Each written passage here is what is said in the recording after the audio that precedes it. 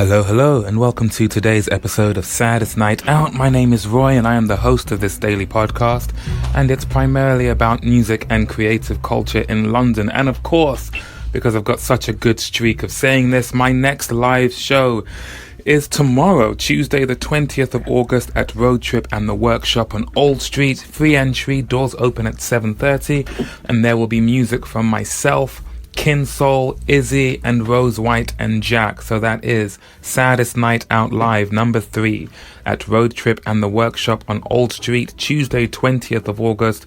Go to facebook.com/Saddest Night Out for more details. Another episode, another newcomer to the podcast family. Today I am speaking to Sham Gabr. He is another international performer at the open mics that I host. He hails from Copenhagen, and at the time I spoke to him, I had this conversation with him just before the Sunday open mic night at the Plough. And he told me he had played, well, I think you'll hear as well, he had played 6 nights in a row. This is someone who is not wasting any time in getting more confident and improving their skills on the stage. And in this chat, he tells us who he is and how he came to have such a focused attitude. So this is me talking to Sham Gabr, and I'll catch up with you more afterwards. Enjoy. It's Sunday, we're outside the Plough. The open mic hasn't started yet. I'm here with another newcomer to the podcast and a relative newcomer to the open mic. Would you kindly introduce yourself to the listeners? Yeah, I'm Sham Gabr. I'm an artist from Copenhagen, and I write songs, and I produce, and I co-produce with the 2 other guys, and then I simply love performing as well. So when did you come to London? I came Monday last week, the 12th of August. And how many times have you performed since you've been here? Tonight will be the 6th night in a row. 6 nights in a row? Yeah. So when did this hardcore performing edge of yours begin? When did you first start taking the stage? It started slowly August last year. I've been using 3 years in the lab, just producing music. Okay. And then I started doing open mics a little bit. And then during the year, it just took more and more and more. So you started open mics back in Copenhagen? Back in Copenhagen, yeah. What's the music scene like there at that stage? Are there lots of open mics? Are there lots of people at that early stage of music? Well, yes, not in comparison with London. So London is, you could say, more developed. The scene, there's much more opportunities in places. Mm-hmm. So as an example, in Denmark, you can go in Copenhagen open mics on a Sunday, Monday and Wednesday. But here you can do it every night in different places. Okay, so you've got that over Copenhagen then? Yes. So you started performing a year ago, and you were in the lab producing music 3 years before that. Yeah. Does your career in music go back even further? Yeah, it's like with everything, like goes up and down. But it started December 1999. That's a very specific memory there. Yeah. What happened then? Well, I couldn't sing and I couldn't play anything. I couldn't write anything. But I had mononucleosis. I was an athlete runner, so I couldn't run. So I had all this energy. Right. So I was trying to sleep, and then I started writing. And I knew it was a song, but I tried to sleep. So I was a bit annoyed, and then I wrote like 4 something. Wow. And then I started practicing guitar, singing lessons. And then it's been then I gave it 3 years, then I started working, relationship. And then 3 years ago, I ended a good, long relationship. And then I said, this is what I always wanted. I'm going to give it full throttle. You decided to come back to music, the love that was always there. You could say, a comeback with a vengeance. I like it. So before you started making your own music, actually, no, when you started making your own music, were there certain artists you had in mind? Was there a style you were already going for? And no, because I've never played covers, and I'm really horrible at it. Okay. So I would say no, but what I loved when I was younger is I'll still do is anything with a nerve where you can really feel the emotional touch of the singer. So when I was younger, it would be like the grunge wave, but also U2. And of course Michael Jackson, George Michael, because I can sense their nerve. And it's the same with artists today.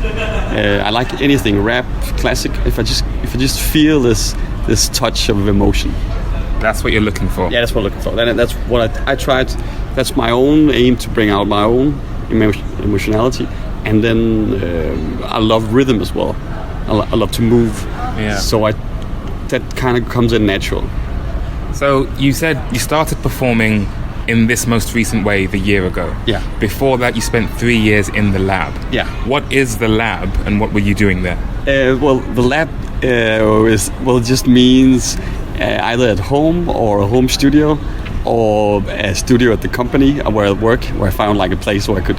So that means just looking at things I wanted to improve.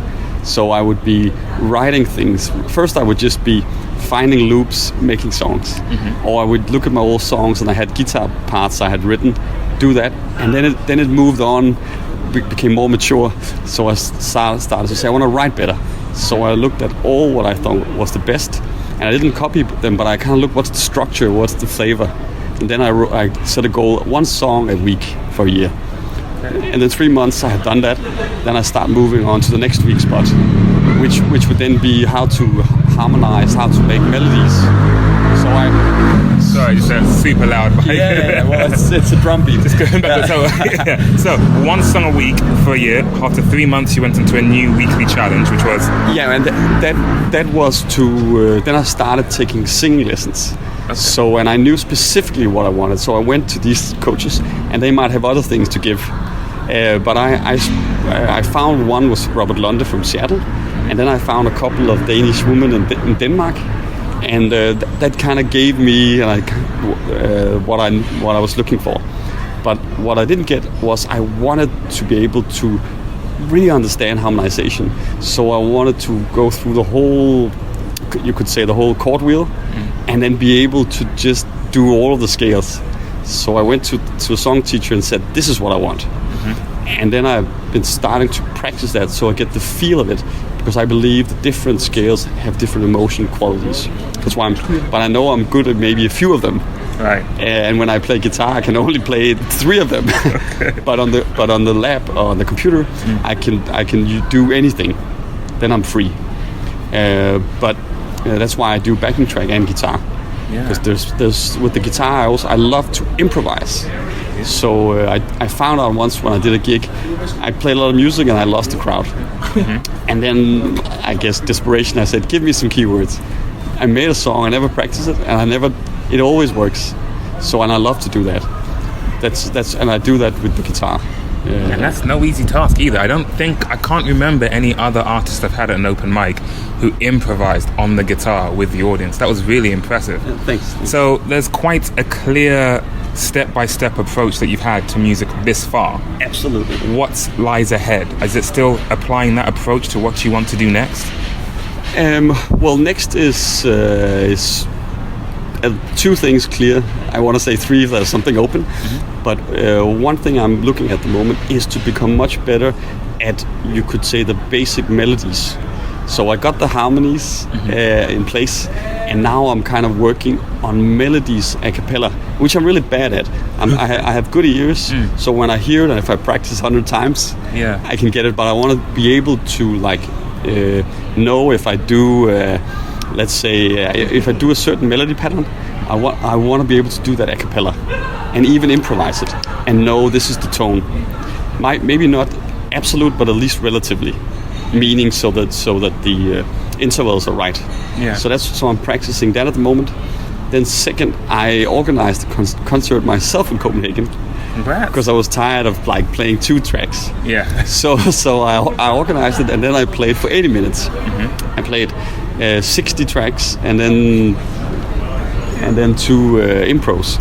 And from that, there wasn't many people, but it was success. I never felt as good. And I had a cameraman, and I had a sound man. And the next step is I want to take this and then go to booking management. So right now I'm getting these edited. So that's the 2 things: better at melodies, keep on doing impros and improving, and then 3, it is to use this footage to try and get booking management, so I can come out and play without having to go just on the open mics. To play your own show. Absolutely. So where can people find you online to see how you're doing with those goals? Well, they can on Instagram. They can go on Sham Gabr Music, SHAMGABR Music, and the same on Facebook. And then I have a webpage that's the same, www.shamgabrmusic.com. And then if they go to Spotify, iTunes, Apple, and all of these, it's just Sham Gabr, SHAMGABR.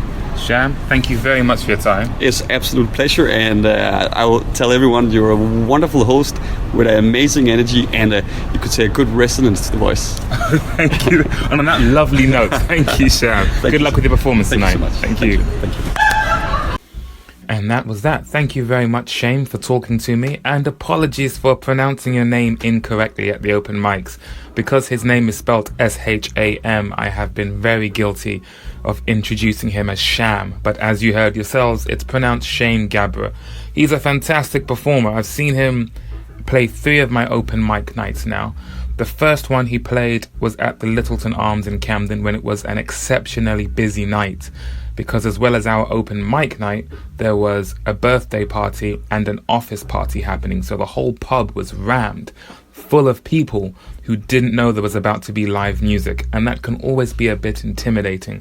But here he performed with a backing track at that night, and it was a bit of a dance atmosphere that he brought, and it blew the house down. Everybody loved it.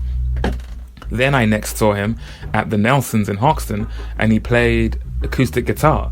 And as he said himself, the second song he did, he improvised, which is not a common occurrence at these open mic nights. It's a very brave thing to do. And again, he nailed it. And then at the Plough, just after we had this conversation, he performed to a backing track where he did 2 songs I hadn't heard him do yet. And when it came to his second song, he asked the audience, do you want to hear something pop or something wild? And the people demanded something wild, and boy, did he deliver. I don't know quite how to describe it. You're just going to have to try and catch him yourself so you can see what it was that I witnessed. But he is a very impressive performer, and I really like how almost scientific his attitude is towards what he wants to work on and what he has worked on in the past. Was it a song a day for months at a time, or a song a week? Just that diligence, that commitment to taking the time to make the progress. It's not going to happen overnight. It will be a slow process, but it requires commitment to achieve it. And he mentioned somewhat briefly that he was an athlete, but I think he said he had an injury, and so that's what led to music. I think that athletic spirit lives very strongly in him. He's just applied it to the arts. Or maybe, sport could be seen as an art. That's another episode altogether. But I can only imagine, I'm not much of an athlete myself, but I can only imagine that you have to subscribe to something of a regimented lifestyle when you are a really committed professional athlete. Your diet, your exercise routines, when and where you prepare for which events are coming up. You really have to live your life by a strict calendar in order to achieve what you want to achieve. And he might not partake in those sports anymore, but that mindset is very evident in how he's approaching his music. He wants to work on scales, he wants to work on melody, he wants to work on harmony. So I can only imagine, maybe in his phone or something, he's got his calendar filled up with appointments, all geared towards helping him strengthen his weak spots. So thank you very much, Sham, for your time. And he said he is leaving on Wednesday, so I don't know if I'll get to see him again. I don't know if he'll be coming to my show, which, by the way, did you know I'm playing another live show? It's Tuesday, the 20th of August, which happens to be tomorrow. And that is at Road Trip and the Workshop on Old Street. Go to facebook.com/Saddest Night Out for more details. I don't know if he'll be there. He mentioned to me during the night that there are some other open mics he wants to check out. So this conversation I had with him might have been the last time I'll see him before he has to head back. But I hope it's not too long before I see him again. Folks, as well as this episode being a fantastic conversation with Sham Gabr, it's also the first episode that I am recording from Caffrey Studios. I can't even remember which episode number it is when I interviewed Sydney Angelino, the person behind Caffrey Studios. But I've actually been spending the night here for, I think, 3 nights now. Friday night, Saturday night, Sunday night, and I'll be doing it again tonight. because I've got guitars here, there's equipment here, I can record here, I can practice here. It has somewhat made sense. So this is the first time I'm recording a podcast from somewhere that isn't my bedroom, which is why you can't hear that familiar whirring in the background. Pardon my voice going a bit hoarse there. But you might hear the remnants of a band rehearsing in the background instead. That's because I'm in the foyer area. And apologies for this episode going up a little bit late, but I've been really burning the candle at both ends, if that's the term, in preparation for tomorrow's show, which I'm really excited about. So, once again, playing a show tomorrow night. Go to facebook.com/saddest night out to check out the details. Forgive my voice sounding the way that it does. It has been a long day. Thank you once more, Sham, for talking to me for this episode, and I will of course put some links up to where you can find out more about him online. That's all from me on this one. Thank you all so much for listening. I'll catch you on the next one. Take care.